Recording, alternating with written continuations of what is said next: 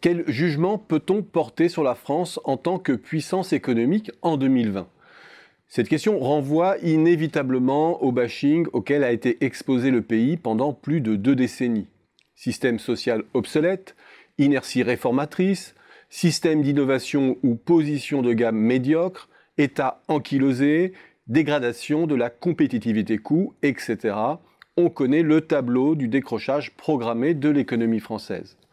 Force est de constater pourtant que l'économie française n'est pas à ce jour disqualifiée à la hauteur de ce que suggérait le réquisitoire. Elle demeure en 2020 la 6e ou 7e économie mondiale au regard de son PIB. 6e économie mondiale en 2018, elle devrait en 2019 rétrograder d'un cran doublé par l'Inde et pourrait dès cette année reprendre son 6e rang au Royaume-Uni. Elle demeure aussi la 5e puissance exportatrice de biens et services derrière la Chine, les États-Unis, l'Allemagne et le Japon. La France n'a donc pas quitté la cour des grands. Et pour un pays au système institutionnel anachronique, force est de constater que la crise de 2008 ne lui a pas porté l'estocade. Le repoussoir hexagonal est même devenu paradoxalement le modèle qui s'exporte à travers la réactualisation de la question sociale dans les pays avancés, avec l'instauration d'un salaire minimum en Allemagne, sa revalorisation au Royaume-Uni ou dans de nombreux États américains. Ces chiffres sommaires et en valeur absolue ne doivent pas pour autant voiler le fait que la thématique décliniste s'est construite sur des constats dynamiques extrêmement préoccupants. 1. Le décrochage des parts de marché françaises à l'exportation. 2. Une éviction ou une délocalisation de pans entiers de notre industrie. 3. Une divergence de plus en plus marquée avec l'Allemagne, avec pour sanction un décrochage relatif du PIB par habitant. Poser la question de la puissance économique française, c'est d'abord acter le fait que l'économie française est sortie de cet enchaînement du décrochage commercial. La grande hémorragie des parts de marché n'est plus d'actualité. Le handicap compétitivité-coût à l'égard de l'Allemagne n'a plus la même intensité. Lorsque l'on rapporte le coût horaire du travail français à celui de l'Allemagne, dans les secteurs marchands, l'écart est revenu au niveau qu'il atteignait au début des années 2000. La correction est considérable. Et comme Alexandre Mirly-Courtois l'a récemment surligné, la convergence des coûts horaires est saisissante dans les services aux entreprises, amont, à l'industrie, là où se logeait le cœur du problème. Elle est en marche aussi concernant le prix de l'immobilier, l'Allemagne n'étant plus étanche à la bulle comme elle le fut dans les années 2000, perdant de ce fait un avantage qui lui était très spécifique.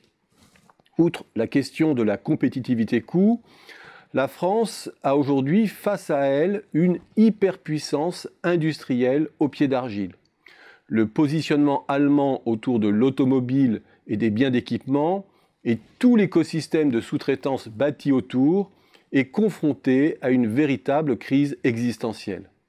La transition écologique, la montée en puissance technologique de la Chine, la régionalisation des chaînes de valeur, le retour en force du souverainisme commercial ébranlent les fondamentaux du modèle allemand et sa dynamique de renforcement sur un mode cumulatif.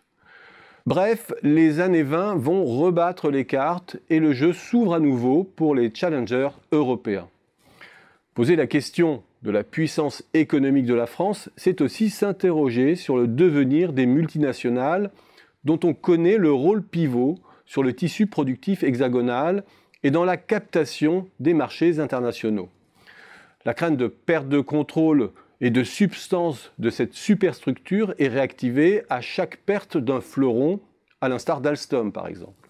Pourtant, aujourd'hui encore, derrière les pays anglo-saxons, la France est le pays qui compte le plus de firmes multinationales non financières dans le top 100 mondial, lorsque l'on classe ces dernières par taille de l'actif implanté à l'étranger, devant l'Allemagne et le Japon notamment.